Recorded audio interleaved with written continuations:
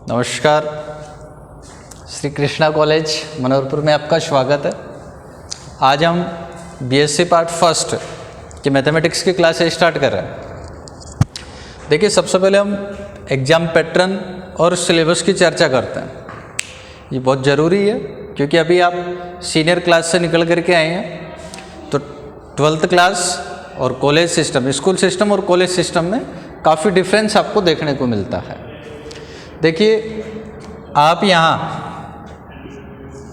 4 compulsory subject पढ़ते हैं और 3 ऑप्शनल पढ़ते हैं। 4 कंपलसरी आपके पास में होंगे और 3 ऑप्शनल।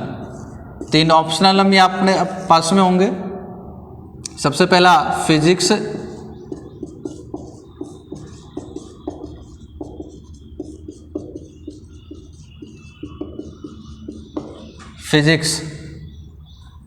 दूसरा केमिस्ट्री,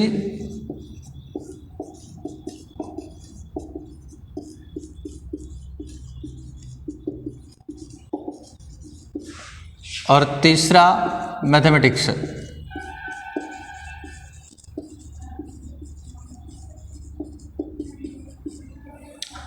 प्रत्येक के 3-3 पेपर आपके पास में होंगे और टोटल 150 नंबर के पेपर होंगे आपके पास में। फिजिक्स 150 नंबर होगा, केमिस्ट्री आपका 150 नंबर होगा और मैथमेटिक्स भी आपके पास में 150 नंबर का होगा। अब हम चर्चा करते हैं मैथमेटिक्स की। आपकी जो मैथमेटिक्स है, इसके 3 पेपर आपको पास में होंगे। पहला पेपर विविक्त गणित, डिस्क्रीट मैथमेटिक्स।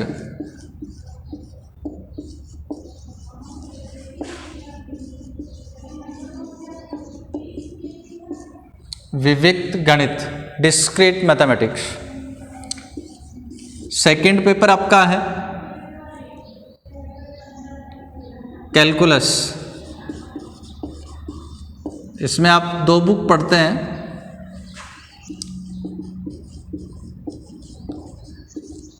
अवकलन गणित, डिफरेंशियल कैलकुलस।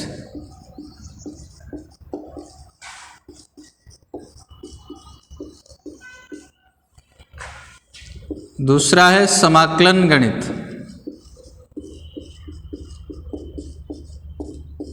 Integral calculus.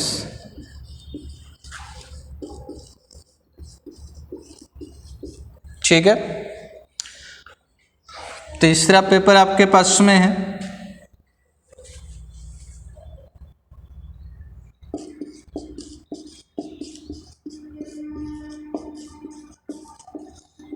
त्रिविम निर्देशांक ज्यामिति,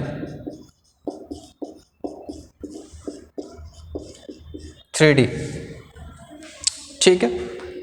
और इसी के साथ में आपके पास में एक छोटा सा बुक होगा तीसरे पेपर में।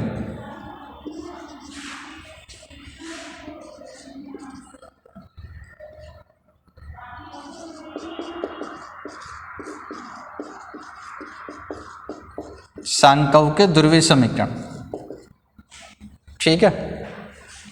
अब देखिए, पहला पेपर आपके पास में जो है डिस्क्रीट मैथमेटिक्स 40 नंबर का होगा। दूसरा पेपर कैलकुलस 40 नंबर का होगा।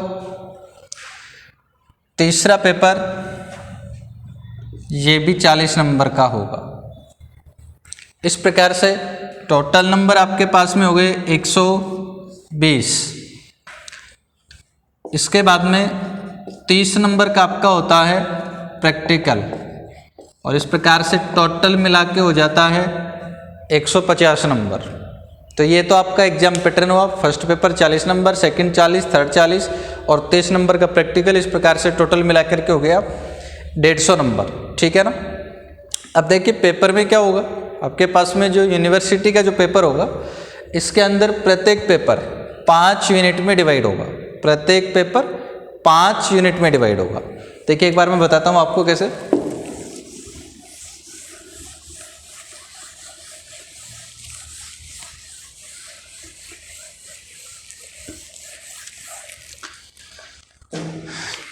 अब मैथमेटिक्स में प्रत्येक पेपर 5 यूनिट में डिवाइड होता है।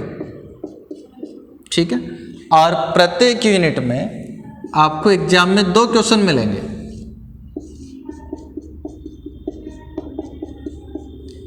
प्रत्येक यूनिट में कितने क्वेश्चन मिलेंगे? 2।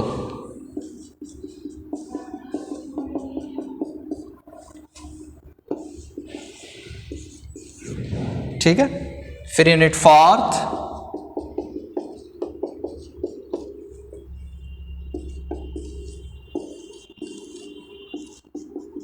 और यूनिट 5।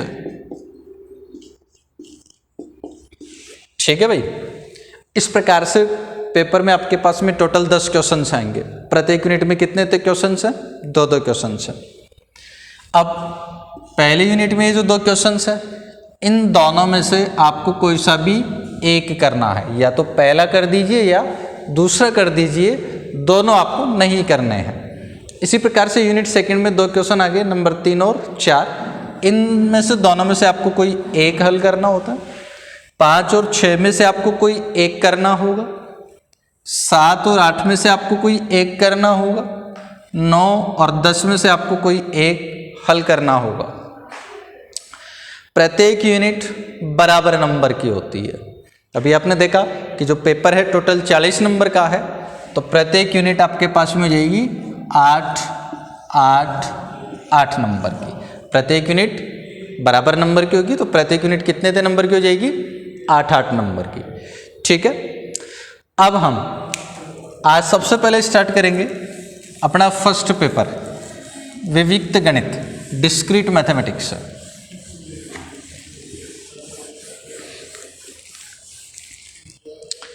आज हम फर्स्ट पेपर स्टार्ट करने जा रहे हैं, विविक्त गणित, डिस्क्रीट मैथमेटिक्स। और इसका सबसे पहला यूनिट और उसका फर्स्ट चैप्टर समुच्चय एवं साध्य। समुच्चय एवं साध्य, सेट्स एंड प्रोपोजिशंस। समुच्चय एवं साध्य, सेट्स एंड प्रोपोजिशंस।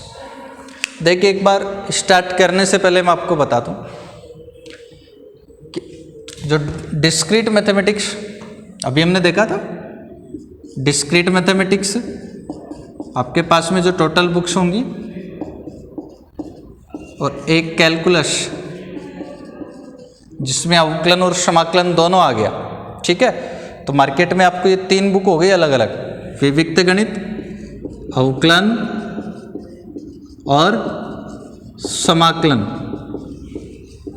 ये 3 बुक्स आपको मार्केट से नहीं खरीदनी है, आपको ये तीनों कॉलेज से लेना पड़ेगा। अपने स्वयं के बुक से अपन ये पढ़ेंगे। बाकी तीसरा पेपर जो आपके पास में बच गया 3D, और एक वो छोटा सा बुक मिलेगा आपको सांख्यिक के ध्रुवीय समीकरण, ये दोनों आपको मार्केट से परचेज करने होंगे। ये 3 आपको मार्केट से नहीं खरीदने, श्री कृष्णा कॉलेज में संपर्क कर लेना, यहाँ आपको ये तीनों बुक मिल जाएंगी। अपने स्वयं की बुक से हम ये पढ़ेंगे। अब स्टार्ट करते हैं हम। देखिए, सबसे पहले आ गया समुच्चय एवं साध्य, सेट्स एंड प्रोपोजिशंस। तो सबसे पहले हम लोग चर्चा करते हैं कि समुच्चय होता क्या है, किस चिड़िया का नाम है समुच्चय। आप 11th क्लास में पढ़ के आए होंगे समुच्चय। तो देखिए, हम जानते हैं वस्तुओं के सुपरिभाषित संग्रह को समुच्चय कहते हैं। किसे कहते हैं? वस्तुओं के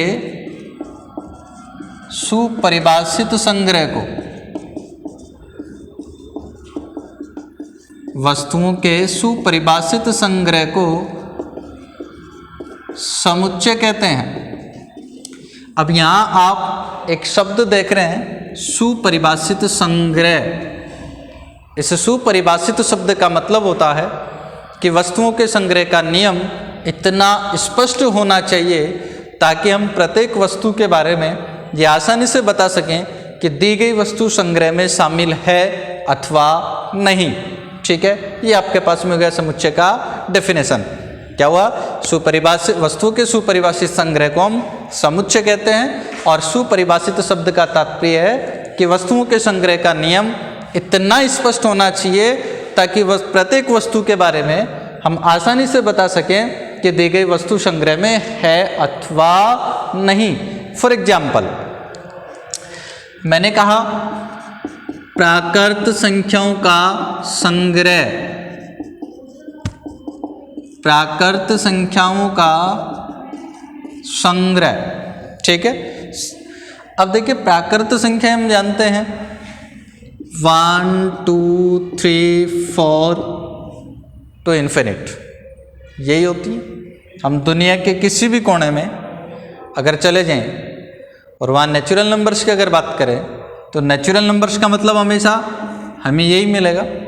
इसका मतलब ये सुपरिभाषित संग्रह है, इसलिए ये एक समुच्चय है। हम कहें कि अंग्रेजी वर्णमाला के स्वरों का संग्रह, तो अंग्रेजी वर्णमाला के स्वर आप जानते हैं ए, ई, आई, ओ, यू। हम दुनिया के किसी भी कोने में जाएं, अंग्रेजी वर्णमाला के स्वर मतलब ए, ई, आई, ओ, यू, क्लियर है। इसका मतलब ये आपके पास में क्या है, एक सुपरिभाषित संग्रह है। अब सुपरिभाषित संग्रह है इसलिए आप इसको क्या कहते हो भाई, समुच्चय। अब एक एग्जाम्पल देता हूं मैं, विश्व के सबसे अधिक 10 सबसे अधिक खतरनाक जानवरों का संग्रह। तो सब विश्व का सबसे अधिक खतरनाक जानवर, अगर हम लोगों से चर्चा करें, आपके आस पड़ोस में 10 लोगों से चर्चा करके देखना कि सबसे विश्व का सबसे खतरनाक जानवर कौन सा है। कोई कहेगा शेर है साहब, कोई क्या बताएगा, कोई इंसान भी बताएगा, कोई बंदर को बताएगा, कोई किसको बताएगा, कोई चूहे को भी बताएगा, है ना, कोई बिल्ली भी बताएगा। तो जो यहाँ क्या हुआ, हमने जो शब्द का खतरनाक, ये खतरनाक शब्द सुपरिभाषित नहीं है, इसलिए हमने जो संग्रह कहा विश्व के 10 सबसे अधिक खतरनाक जानवरों का संग्रह, ये समुच्चय नहीं है। होप की समुच्चय का परिभाषा क्लियर होगा।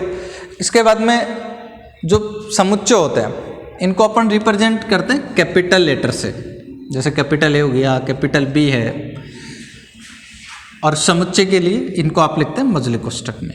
जैसे ये एक समुच्चय हो गया आपके पास में, ठीक है। अब ये जो लिखा हुआ है कि ए समुच्चय ए का अवयव है, ये क्या कहलाते हैं, अवयव, इनको हम कहते हैं अवयव। तो यहाँ पर स्मॉल ए इस समुच्चय कैपिटल ए का अवयव है, स्मॉल ई इस समुच्चय का अवयव है। इसको आप गणित में कैसे लिखते हैं भाई, कि स्मॉल ए समुच्चय का अवयव है, तो इसको आप लिखते हैं ए बिलोंग्स टू ए। ई समुच्चय का अवयव है, तो इसको आप कैसे लिखेंगे, ई बिलोंग्स टू ए। अब आप देख रहे हैं कि बी समुच्चय ए का अवयव नहीं है, तो इसको मैं कैसे लिखूंगा भाई, कि B does not belongs to A, ठीक है।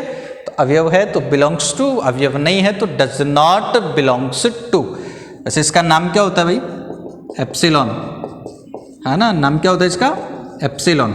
लेकिन यहाँ हम इसको पढ़ते हैं कि ए समुच्चय ए का अवयव है, A belongs to A. B समुच्चय का अवयव नहीं है, B does not belongs to A. इसके बाद में हम जो बात करते हैं समुच्चय निरूपण की,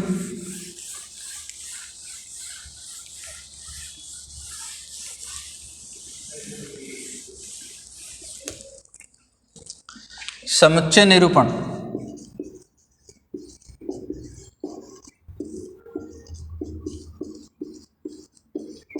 रिप्रेजेंटेशन ऑफ सेट्स।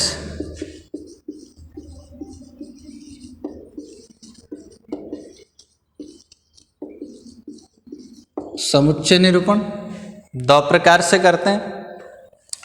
पहला जिसको आप लोग कहते हैं रोस्टर रूप या सारणीबद्ध रूप,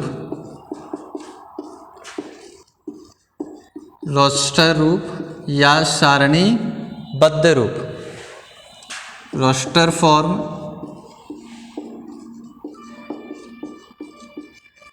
और सेट बिल्डर फॉर्म।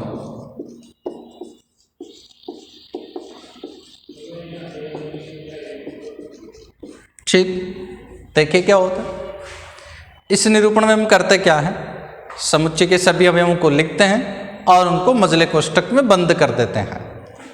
जैसे अभी हमने कहा था कि प्राकृत संख्याओं का समुच्चय, सेट ऑफ नेचुरल नंबर्स। प्राकृत संख्या आप जानते हैं 1 to infinite, ये लीजिए, ये आपके पास में बन गया प्राकृत संख्याओं का समुच्चय। दूसरा भी आपने जो कहा था अंग्रेजी वर्णमाला के स्वरों का समुच्चय, ये लीजिए, ये हमने इसको लिख दिया रोस्टर रूप में। दूसरा जो निरूपण है ये आपके पास में होता है नियम रूप। नियम रूप या सारणीबद्ध रूप, समुच्चय निर्माण रूप। नियम रूप या समुच्चय निर्माण रूप, रूल फॉर्म और सेट बिल्डर फॉर्म।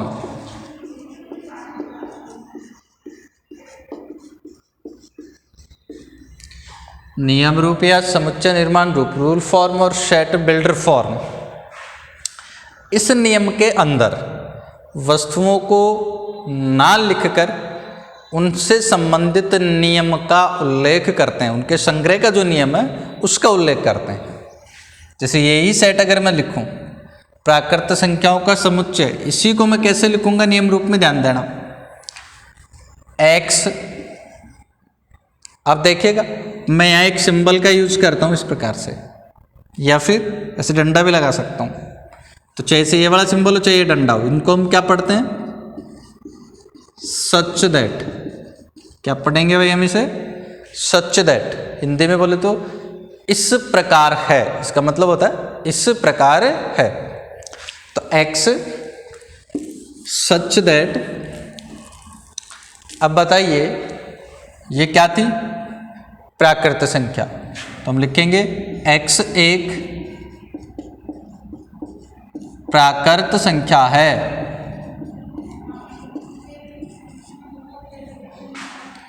इसी प्रकार से जैसे ये बड़ा समुच्चय था दूसरा, जिसको मैं ए से रिप्रेजेंट कर दूं, अगर इस ए को अगर मैं नियम रूप में लिखूं तो कैसे लिखूंगा, ध्यान देना।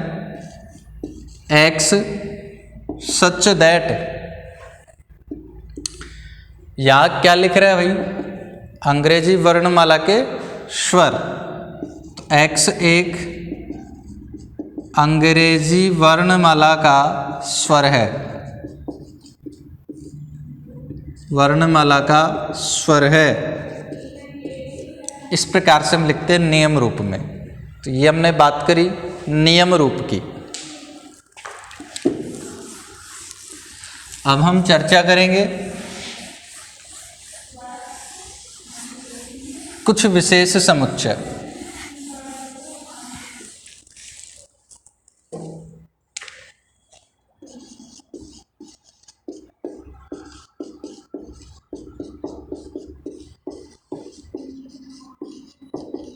कुछ विशेष समुच्चय, सम स्पेसिफिक सेट्स।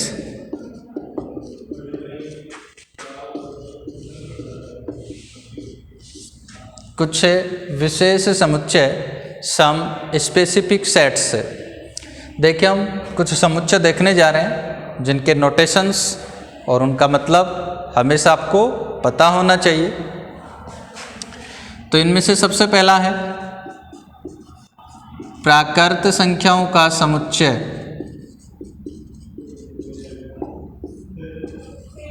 प्राकृत संख्याओं का समुच्चय, सेट ऑफ नेचुरल नंबर्स।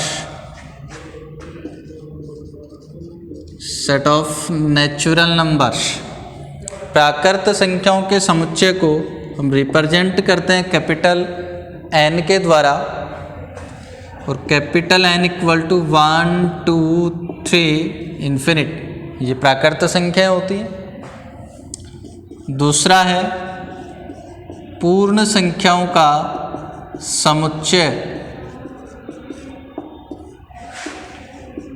पूर्ण संख्याओं का समुच्चय, set of whole numbers. Set of whole numbers, पूर्ण संख्याओं के समुच्चय को आप रिप्रेजेंट करते हैं कैपिटल W के द्वारा, और W इक्वल टू 0, 1, 2, पूर्ण संख्या यही होती है 0 to इन्फिनिट। तीसरा आपके पास में है पूर्णांकों का समुच्चय, सेट ऑफ इंटीजर्स,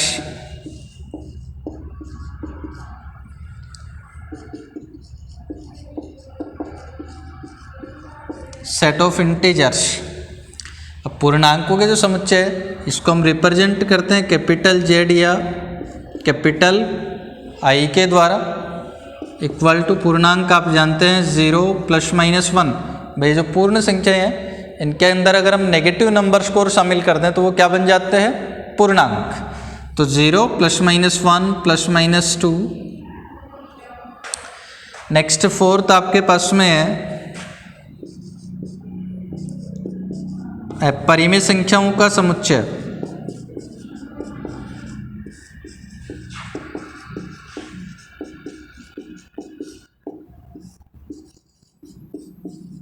परिमेय संख्याओं का समुच्चय, सेट ऑफ रेशनल नंबर्स,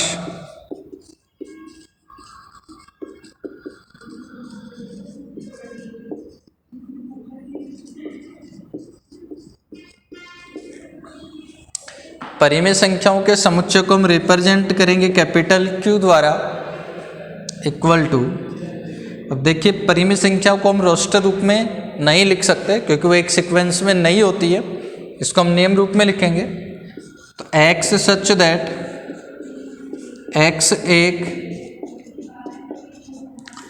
परिमेय संख्या है,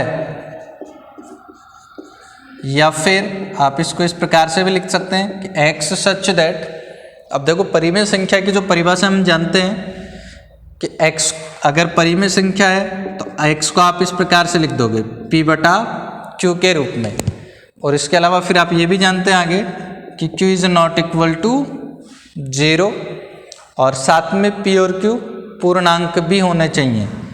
तो P Q पूर्णांक हैं तो इसको लिख देंगे PQ belongs to Z। Number 5,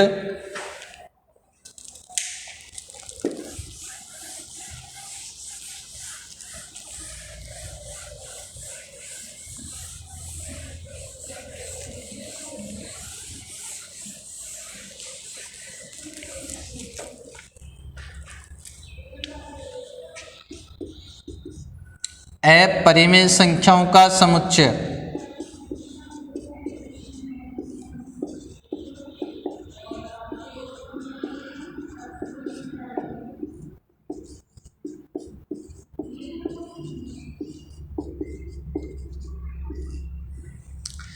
अपरिमेय संख्याओं का समुच्चय, set of irrational numbers,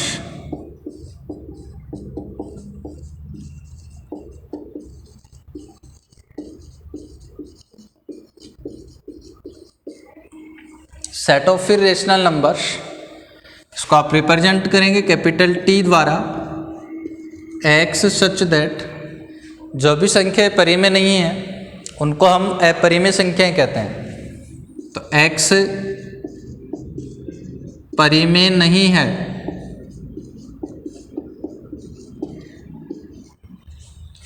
next है वास्तविक संख्याओं का समुच्चय,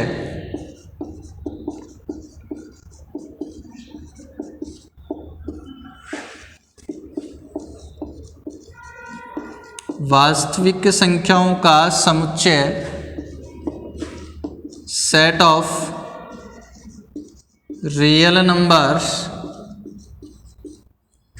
वास्तविक संख्याओं के समुच्चय को आप रिप्रेजेंट करते हैं कैपिटल R के द्वारा,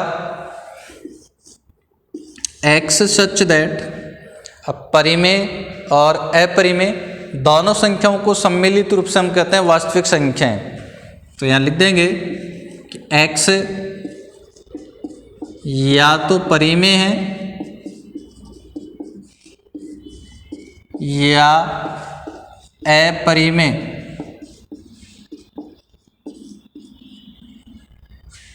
नेक्स्ट है सम्मिश्र संख्याओं का समुच्चय।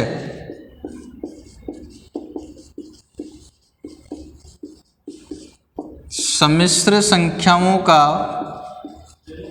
समुच्चय, set of complex numbers, set of complex numbers. और ये आपके पास में संख्याओं का सबसे बड़ा समुच्चय है, जिसको हम रिप्रेजेंट करते हैं कैपिटल सी के द्वारा। और capital C equal to x such that, अब सम्मिश्र संख्याओं की परिभाषा हम जानते हैं। एक्स अगर सम्मिश्र संख्या है तो इसको आप लिखते हैं ए प्लस आयोटा बी के रूप में। सम्मिश्र संख्याओं को ए प्लस आयोटा बी के रूप में लिखते हैं। ए और बी क्या होता है यहाँ पर? रियल नंबर, वास्तविक संख्याएं होती है। और आयोटा क्या होता है? आयोटा स्क्वायर बराबर होता है -1। ठीक है ना, ये आपके पास में हो गया सम्मिश्र संख्याओं का समुच्चय। इसके बाद में एक और समुच्चय मैं आपको बताने जा रहा हूं, ध्यान रखना। गाउसीय पूर्णांकों का समुच्चय।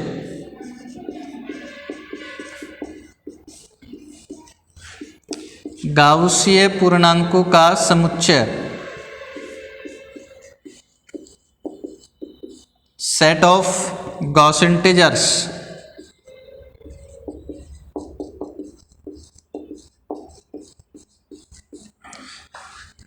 गाउसीय पूर्णांकों के समुच्चय को आप कैपिटल जे से रिप्रेजेंट करेंगे। ये आपके पास होगा x such that x equal to a plus iota b. अब ए और बी यहाँ पर होंगे पूर्णांक। ध्यान दीजिएगा, सम्मिश्र संख्याओं के समुच्चय और गाउसीय पूर्णांकों के समुच्चय में क्या डिफरेंस है। यहाँ हमने कहा है ए और बी वास्तविक संख्याएं हैं, यहाँ हमने कहा है ए और बी पूर्णांक है। और आयोटा स्क्वायर इक्वल टू -1। आगे हम कल देखेंगे। धन्यवाद।